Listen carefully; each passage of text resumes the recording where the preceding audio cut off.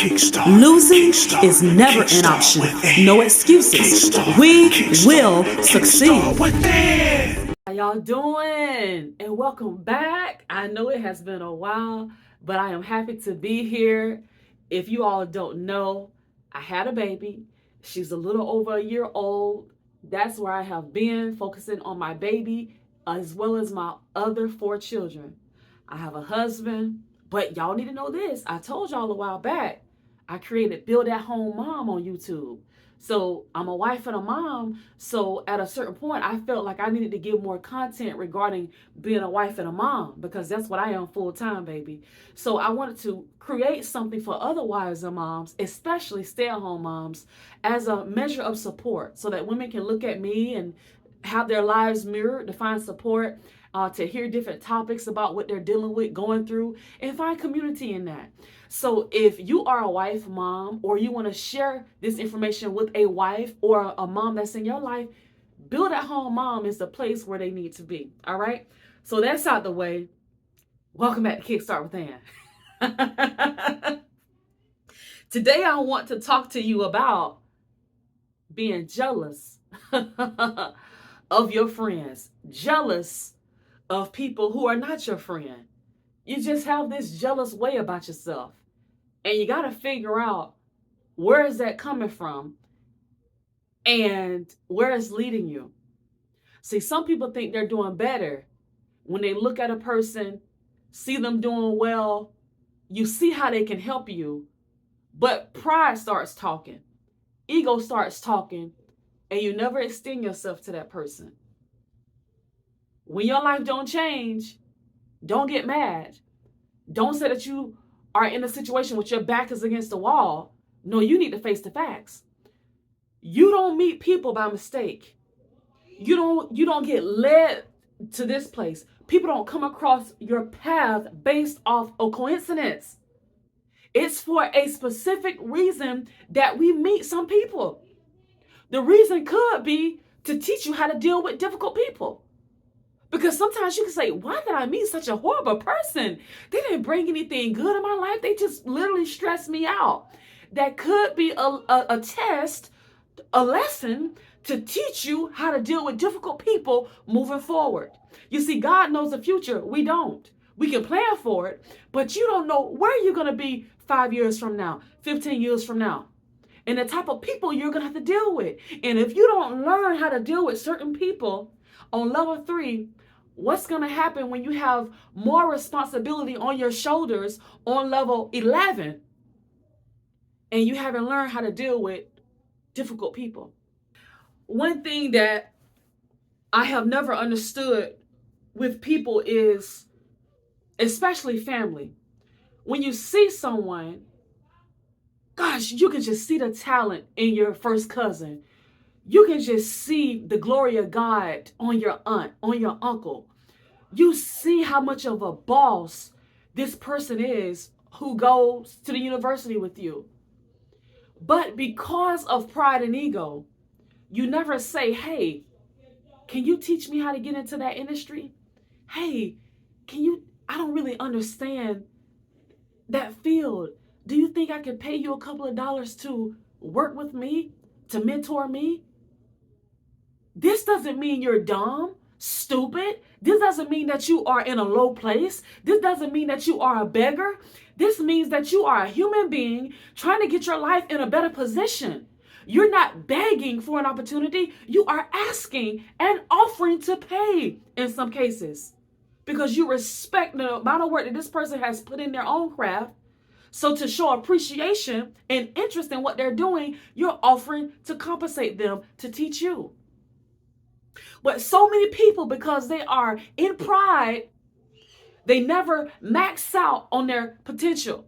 They never move into a different tax bracket. So many people say they want to be rich. They want to be wealthy. They want to own commercial property. They want to be like some of the people who are on social media. Yeah, but when the opportunity presents itself, you say, no, I don't want that. You have somebody in your family, a couple of people who can show you ropes to different industries, but because I don't want to ask them. I don't want to ask her. I don't want to ask him. I don't want him to feel no type of way. Why are you thinking about how him or her is going to feel? Why aren't you thinking about where your life needs to go? Your family needs the money. Your family needs for you to grow. You need the education. You need these extra things on your resume. You need to build your network, your repertoire. It's time to let pride die. Aren't you guys tired of that? Where has pride gotten you? Well, I'm still a man and I still got my pride. It still got my pride. Yeah. And you have capped off on 40 grand a year, 80 grand a year. But you're still saying you want more. You're still praying to God, asking God to bless you. Well, he blessed you already. There are people in your life who you can ask. There are people in your life who are ready to be asked, who want to be asked. Sometimes people feel useful again when they are solicited for advice. They might even turn over their business to you if you come and ask, if you show interest. But oftentimes we hold back our own blessings. Our hands are literally behind our back. But you'll go 40 miles away, 300 miles away, booking flights, plane tickets, bus tickets to go and see a stranger. Different coaches that's charging you $400 and $500. Some of them are charging thousands of dollars to go and see a stranger. Someone who could care less about you being there. Someone who's not going to spend personal time with you one-on-one. And even if they did, they don't know you. They don't care. They're simply in that meeting because you're paying. They have no interest. They can't go into the cracks and the crevices of your life because they don't know you and they're not invested. But if you ask a family member, people that you went to college with like this, who can show you, who can instruct, teach, guide, allow you to shadow them. But because of your pride and ego, you won't do it. You feel like you're okay to an extent. Oh, I'm comfortable. That's all I want to do is be comfortable. Yeah, on one end, you're saying you're comfortable. But those hidden conversations that you don't have with anyone except for in your own mind, you're saying, I wish I had more. I wish I was on a different level. I wish I can travel with my wife like that. I wish I could do that with my kids. I wish I could take off and go take my children to Disney. They've never been to Disney, but I can't afford that. Why can't you afford that? Why can't you take your wife on a vacation? Why do you have to wait on retirement age before you can live and enjoy? Why are you living a life where you are micromanaged and constantly being told what to do? You have absolutely no freedom. It's like you have reduced yourself back to a child. Y'all have to please excuse the kids in the background. You know I'm a mother. This is real life. I'm one of those YouTubers that's going to tell you the truth. My kids aren't with the nanny while I'm back here recording. My kids aren't outside with a Lunchable while I'm in here recording trying to be great. My kids are a part of my story. So if you hear them, please excuse it. It won't always happen, but sometimes I record during a high peak time when they're full of energy. So excuse that. Back to what I was saying. When you're not liberated in life, it's like you're being reduced to that of a child. I need you to take your mind back to when you were living with your parents, grandparents, whoever raised you.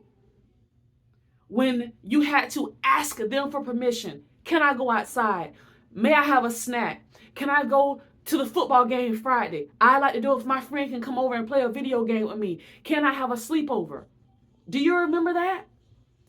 But now you are an adult and now you're still asking the boss, can I take a vacation in June? Well, no, you can't take it in June. You got to do it in August. Can I take sick leave? Can I have my office on this side of the building instead of over here? Still 30, 40, and 50 years old having to ask for permission. And I'm not saying it's a bad thing because everyone won't be an entrepreneur, but I'm talking to those of you who want more. Those of you who are telling yourself on the inside, I'm better than this. I'm greater than this. I need someone to help me. I want to grow. I want to accelerate, but I don't know what to do. Internet's telling you to look around. Some of the people in your life right now can help you get to the next level. All you got to do is cast away the pride, cast away the ego, humble yourself down, and ask someone to help you. Ask for assistance. And before long, your life is going to start doing this.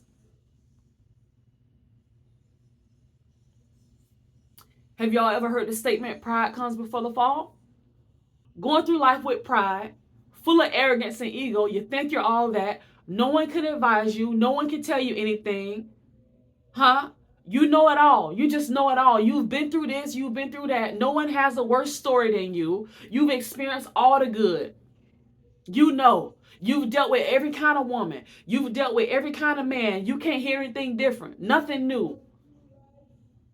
Because of all your experiences. But it's still something about life that you haven't quite been schooled on. You've been through the lesson 4, 5, 6, 7 times, but you haven't mastered it. Experiences don't mean that you are a master of it. Let me give you an example of what I'm saying. If you're going to take a math class, unless you're coming out of that class with an A, you're not a master at it. You can take several math classes and you can tell people, oh, I'm a math whiz. Look at my major. You see all these classes are math classes. But when someone say, well, let me see your transcript. Letter grade. C, C, C, C, C, B, C, C, B. You're not a master. You've taken 13 math classes, but you barely made it. A C is midway. A C is not a master of the art. A C is somewhat struggling, a couple of points away from a D, which is not acceptable. You can't make a D and pass. So making a C, you're barely making it. But some people are doing this with life. Oh, I just want to be comfortable. That's what SC stands for. You're just comfortable. But you had never received an A. You've never mastered the class. I just took a class in the summer, you guys. If I could just brag a little bit. And I received an A. So if I could just toot my own horn right now, I feel happy about that A. Although the average bothered me, I was trying to get a higher average of the A. I had a 92.3. I wanted a higher average than that. But nevertheless, it was A. But look around you. That's all I want you to do. Look around you. Some of the people in your life who you went to college with, high school, who you work with, and you continue to talk to these people today. Some of the people that you played basketball with was in Girl Scouts, selling Girl Scout cookies together. It's not by mistake that those people are still in your life. You might know their personal life, know about their love life, but have you really taken the time to hone in on what their gifts, talents, and skills are? Maybe they're really good at writing, and they can help you write that book. Maybe they're really good at math and they can help you balance your checkbook. Maybe they're really good at PR. You have a great business idea. Your business is doing well, but it's suffering in one area. You don't know how to market that business. You need someone to go before you to talk on your behalf because you're not comfortable with that. You don't have the right vocabulary. You don't believe that you can present yourself well enough. You wish you could be more professional. You wish you had those kind of words in your mind, in your bank. But your friend does. Your associate does. Why don't you ask them to be a part, to bring their gift and talent over to your company, over to your business? You can compensate them. Some of you are making enough money to pay 2 or 3 people, but you're trying to do everything on your own thinking, oh, I'm a one-woman show. I'm a one-man show. Where do you get off? What is that what you're getting off on? On the fact that it's just you? You want people to look at you and say, oh, hell, the king. He's doing it by himself. He opened his own business. He's doing great. But behind closed doors, you have headaches 3 or 4 times a week because you're stressed out. It's time for you to delegate someone. We know too much about each other, too familiar. You don't want to ask your homeboy. You don't want to ask your sister. Come on. Sometimes people can look at you and see you ain't really hitting on nothing.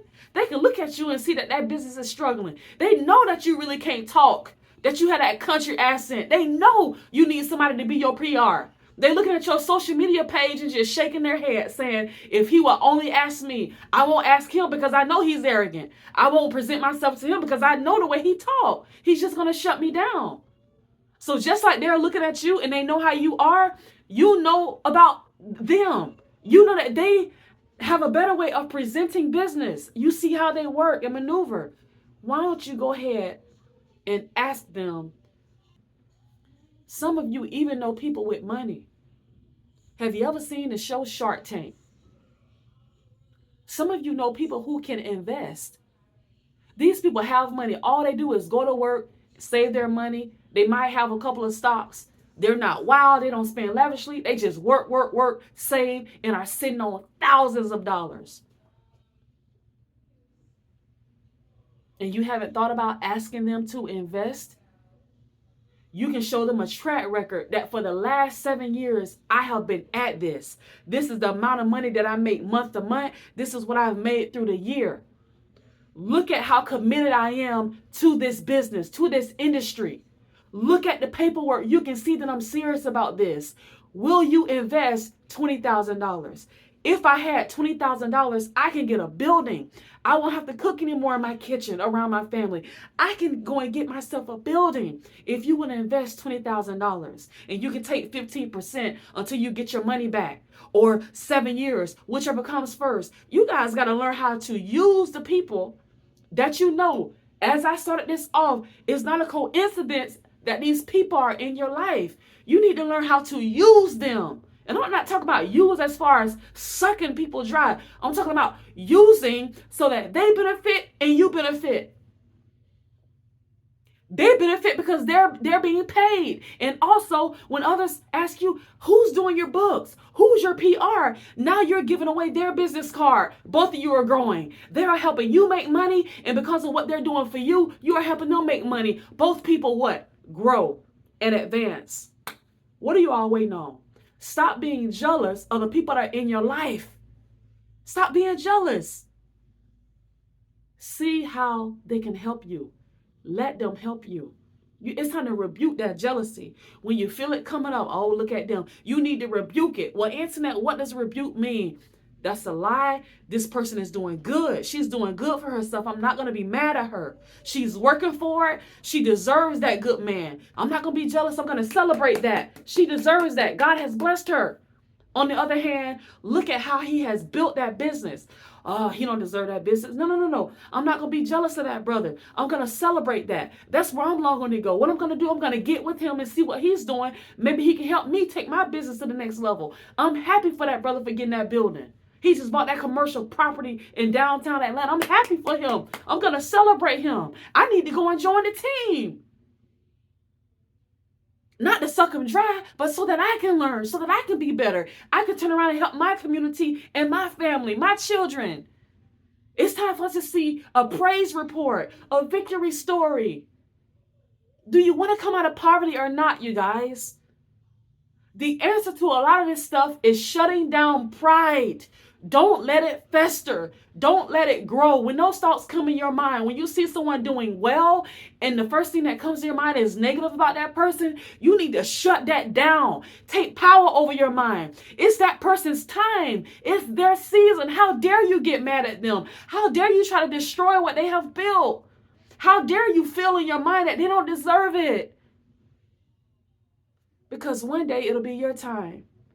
And I highly doubt that you will want people looking at you saying you don't deserve it.